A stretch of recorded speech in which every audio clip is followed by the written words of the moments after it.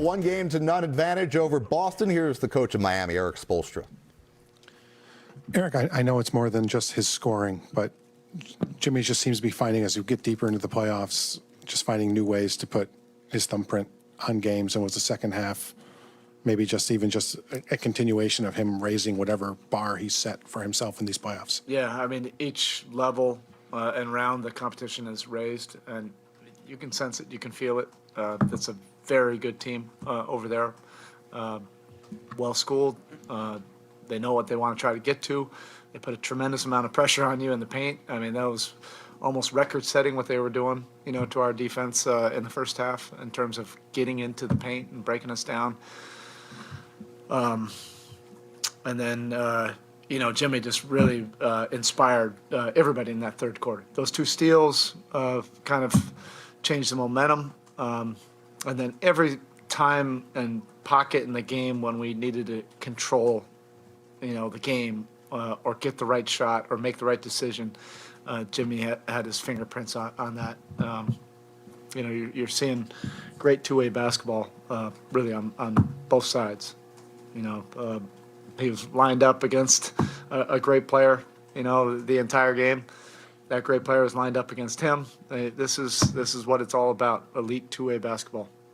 Erik, that third quarter, we know what we see, but even before Jimmy's 2 steals and then the dunk, there was so much else going on. What do you see that turns a game like that? What specifically did your team do in that burst that finally... It wasn't one play. It was multiple effort plays that our group ignites from that inspiration.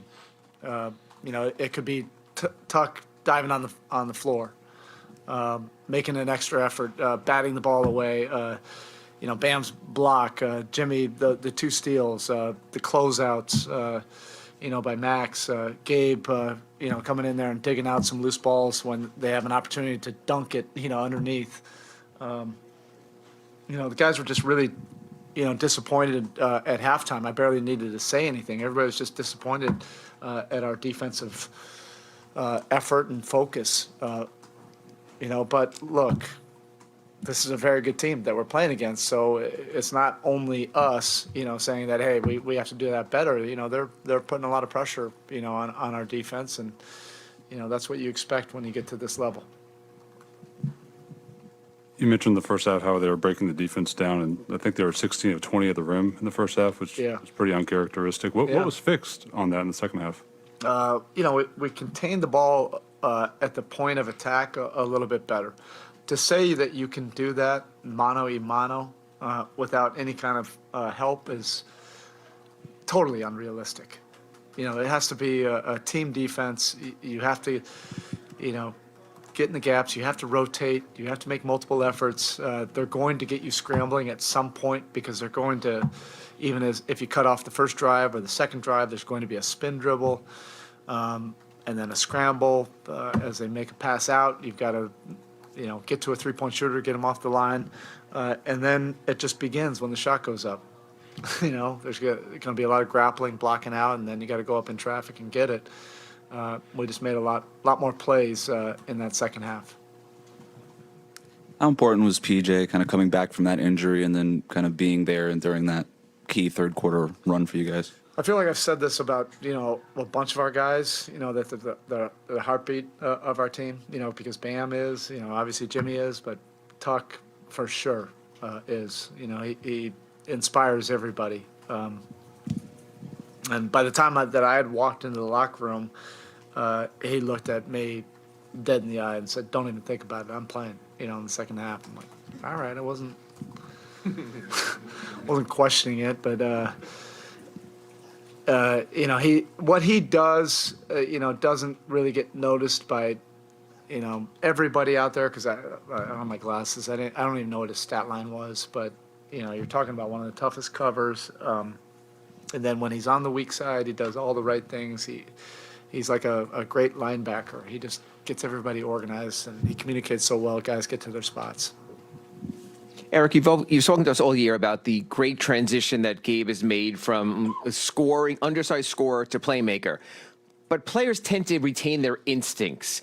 Are there times when you like to see that come out? It seemed like Gabe knew that he had to turn a little more in the third quarter toward that to get you going. Is it nice to know that he still has that there for opening when required? Yeah, but I think the biggest part of his development is just making winning basketball plays and not trying to be what anybody might think he has to be, whether that's a gunslinger, whether that's just a a setup guy, or somebody to try to fill Kyle's shoes. He's a different player, but he has so much experience with us. I know he doesn't have like extensive NBA experience, but he has 3 years with us.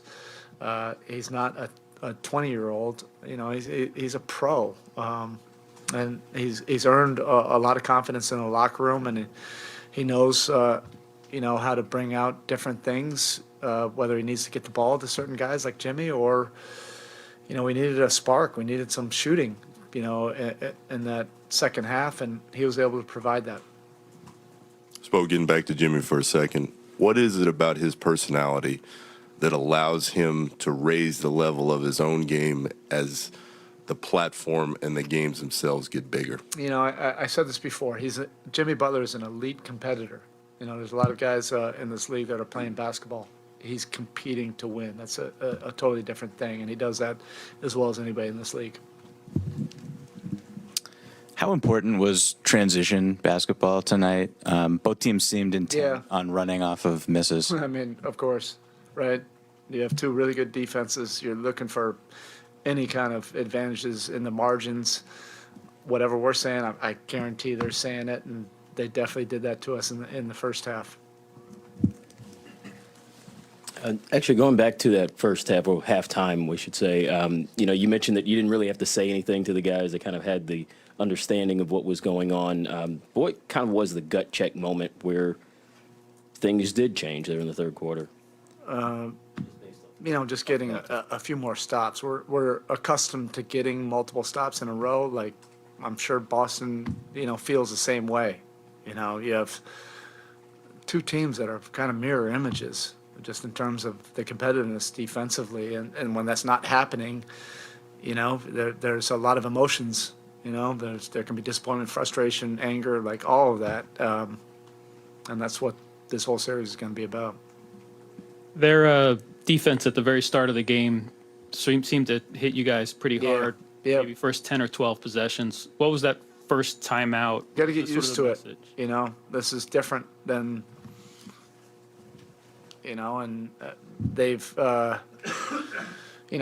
each level you go, you're going to get a higher level. The four teams that are still around are committed defensive teams. You're not going to just come down and, a simple action and get a wide open shot. You're going to have to really do things with detail. Every detail matters in a series like this, and we have great respect. It's not as if our guys haven't seen Boston play this year.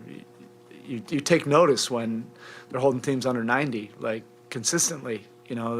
What they do is really unique, and you got to do things with great purpose. Erik, you talk about Jimmy's competitiveness and doing a little bit of everything for you guys, but he's already scored 36 or more times in the playoffs than he did in the entire regular season. Most guys' playoff scoring numbers go down. Yeah. Is some of this just the way you guys go going over the scouting reports or any of that kind of stuff? Obviously everything is, you have heightened attention to detail. But again, I don't want to get a long dissertation about it. If you're driven by competition, and the stakes get raised, you're going to raise your level of play. And it's not about, trying to get bigger numbers, or it's about doing what's required. And this level is a high level, this competition. And he senses it, and he knows it, he feels it. And he was able to produce and put us in a position, to feel comfortable to be able to win this game tonight. All right, Coach. Thank you. Thank you.